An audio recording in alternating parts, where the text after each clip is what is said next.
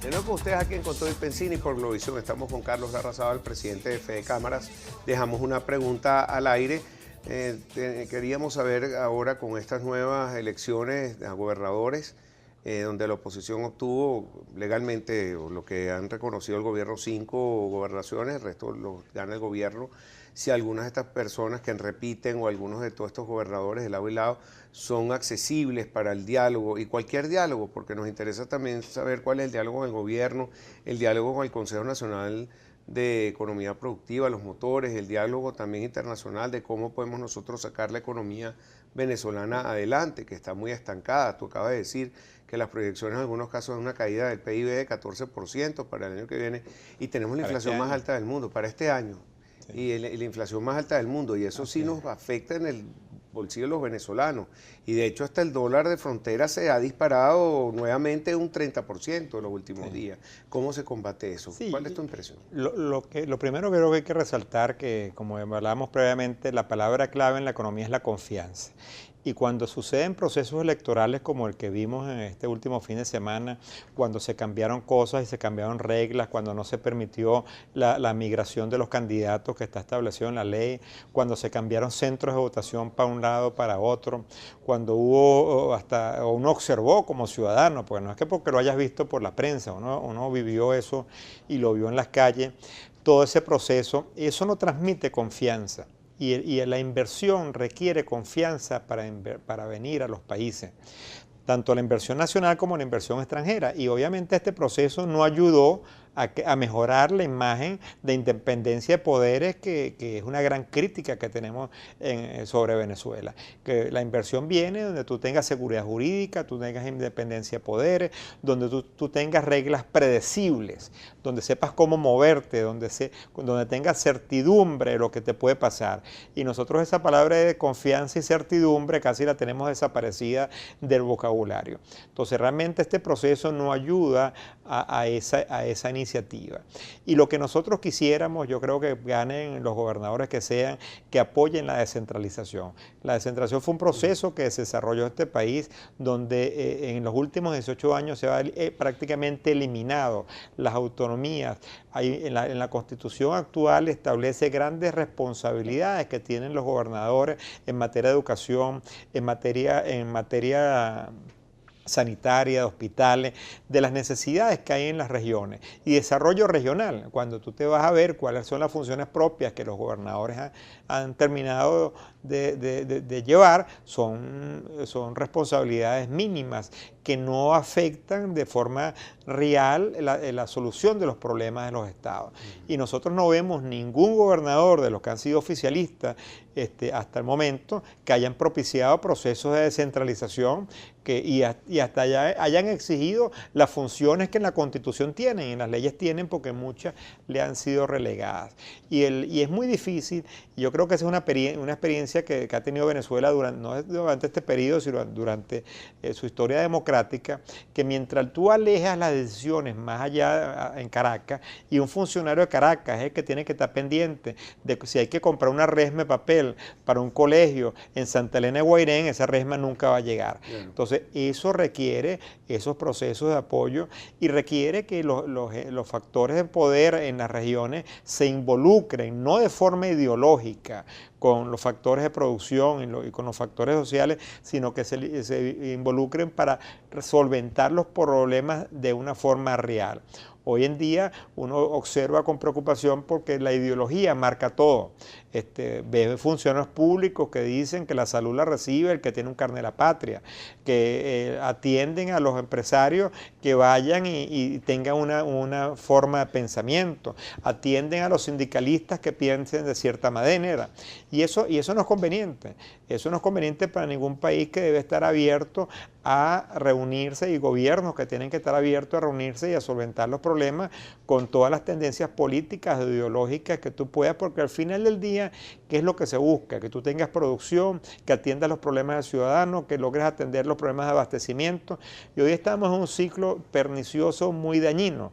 Cada día estamos produciendo menos, sí, y cada día que tú produces, y el gobierno a su vez, cada día aumenta más la liquidez, o sea, pone cada vez más dinero a circular sobre menos bienes. Y eso es la regla básica para crear inflación. Y la inflación no la crean supuestos especuladores, la inflación la crean esas políticas económicas que el gobierno toma o deja de tomar. Sí.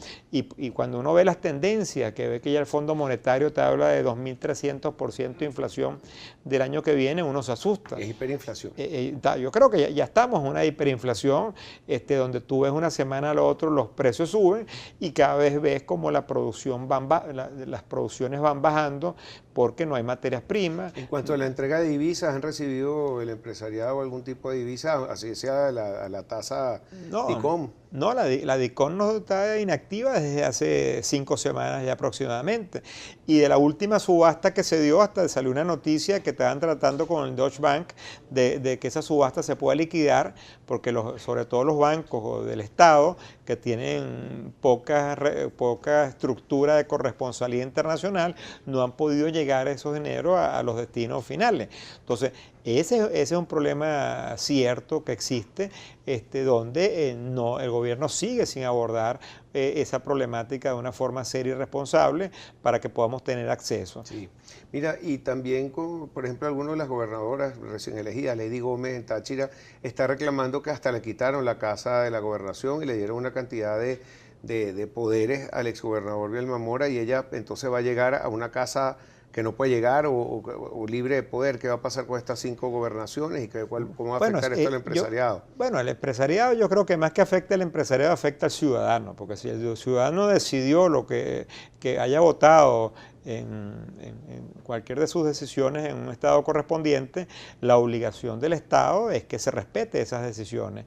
Y cuando uno ve esas situaciones que pasaron, lo mismo pasó en Miranda, cuando ganó Capriles, que se le quitaron funciones. O sea, ese es un libreto ya que lo conocemos del pasado, y al final del día, quienes se ven afectados son los ciudadanos de esos estados, que la diatriba política sigue privando sobre el pragmatismo de buscarle solución y garantizar las libertades individuales de que cada quien piense de una forma diferente. Ahora, hay problemas también graves, sobre todo con nuestra juventud. La diáspora venezolana cada vez es mayor, o sea, ya calcula más de 2,5 millones de gente que se va, y los que están por irse, tú lo puedes medir a través de las empresas, y amigos que se han ido o abren otros negocios en otras partes esperando que aquí vuelvan a surgir estos negocios. Pero leí que hay más de 7,000 jóvenes venezolanos que no encuentran empleo. Por supuesto que van a migrar porque necesitan comer, vivir, y después que se han entrenado para ejercer alguna labor en su vida profesional y no consiguen dónde llegar. Y estos millennials que están más adelantados que nosotros 20 veces por toda la preparación tecnológica que tienen,